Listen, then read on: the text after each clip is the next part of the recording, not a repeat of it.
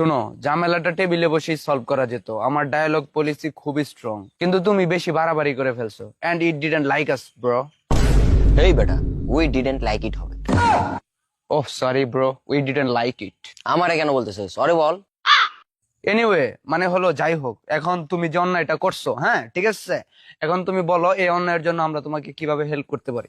Help মানে টাকা 5 টাকা নিবি তুই? কার গায়ে হাত তুলছিস? কার গায়ে হাত তুলছিস তুই? সুমন্ত গাঙ্গের গায়ে হাত তুলছিস? না Rezon gang. Stop it, stop it, stop it. এই Simanto, Rezwan, stop it bro. Your leader king Yamin is here. What's wrong bro? শান্ত থাকো, আমি দেখতেছি তো বিষয়টা নাকি। এই শালা সর এখান থেকে, তুই কি বাল ছিড়বি জানি না? এ মারো রে। Sorry sorry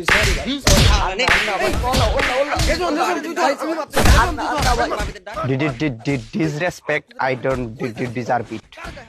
Okay, no problem.